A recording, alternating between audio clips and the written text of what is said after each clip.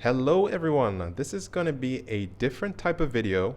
I just recently finished this app called quicktweet.io and I want to share a process that I optimize, and I hope it inspires you to optimize one of the processes that you have that's manual that you can perhaps create a script for.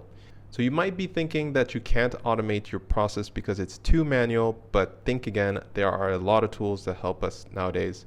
So I'm just going to share my story, and I hope that you can share yours in the comment section below. So this app is a simple macOS app that helps users create screenshots and share those screenshots on Twitter, as you can see here. And the actual process to update the app, though, is very manual. At least it was.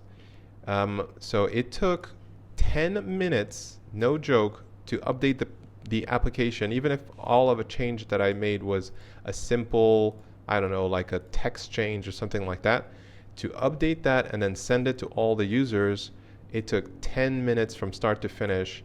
And if you don't believe me, I even have a video here that details that with the steps that you see below. So I had to update the bundle version, which you see me doing right now. I had to then create the app, so archive, and then export the app to a specific location. And then I need to create a DMG file, which is what I'm doing here with a Node.js package called appdmg. So once I have the DMG file, I also need to generate an appcast file as well with deltas for the updates that you can see here. And that's all being done with a tool from Sparkle.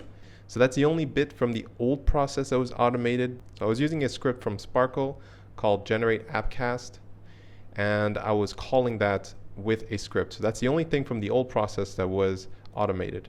So that's what I'm doing here. Well, I'm calling app.gmg, but then after that, I'm also generating the appcast all in one step.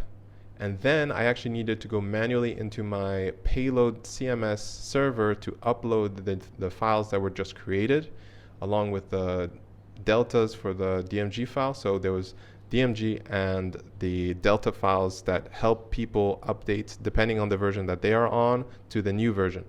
So that's why you see all these files right here, the deltas. So then I needed to manually upload each one, as you see here. And this video was again 10 minutes long, but I sped it up 12x times.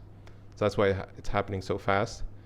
And right there at the end, you can see the entire process took 10 minutes and 50 seconds. So that was the old process. Now let me show you the new process. And it's going to go pretty much what you expect, which is entirely automated. So the entire thing actually happens in the terminal. So right at the beginning, you might have missed that, but I tell what the updated version is, and I use Semver for this. So I say which type of update it is. And because it was a patch update, it's just going to add 1.06. If it was a minor, it would have been 1.1, and major, you get the point. So then everything else happens in the terminal. So that entire process that you saw me do manually, but very quickly, for 10 minutes is now just me completely hands off for 2 minutes and almost 50 seconds, 47. But even since then, I've made the script even faster. So and I haven't tested it, but you get the point. It's completely hands off. So I'm going to show you briefly how I did this. So I have an exported folder, and the Swift app is on the QuickTweet folder. And in the exported folder, I have the build folder, which contains the automated builds, which then exports the app into this updates raw folder. And in this updates raw folder, we have the apps here. And then when I create the DMG files, I move them here. And it also generates the appcast file. So that's why we have all these deltas and the appcast.xaml. And you can see why this needs to be automated, because there's just too many of these delta files that add up. It's not just uploading one of these, it's all of these. And unfortunately on my collection, I am forced to add an alt field. And so it's not just an upload, it's not a simple upload. I have to also type in some things.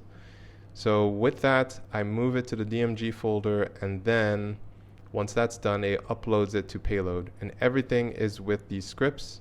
So the main script is update app.ts, and it runs all the other scripts. And I have an argument --yes, which when I use this, it just runs every single script without asking any questions. But if I, for example, something went wrong in the first step, I don't include the --yes, and that way I just confirm that I don't need, for example, the first step to happen. So I don't need to, for example, generate the version of the application, and it just moves on to the other steps.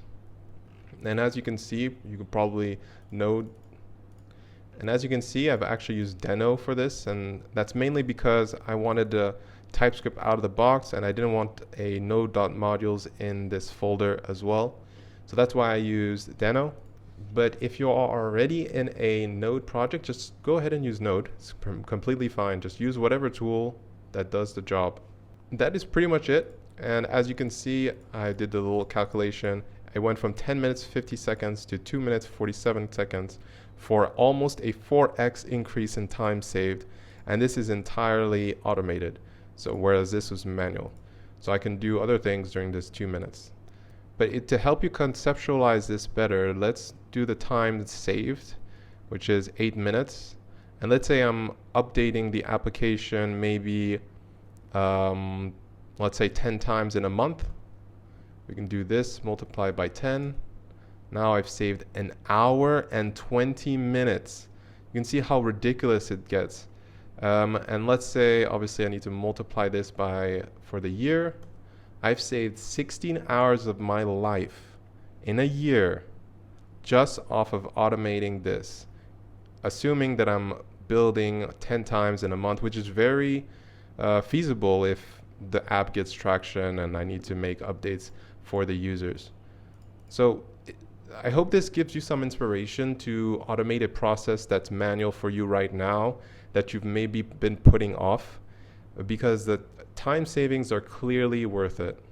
And if you're wondering how much time it actually took me to create the script in the first place, I would say that it probably took me something around 4 hours.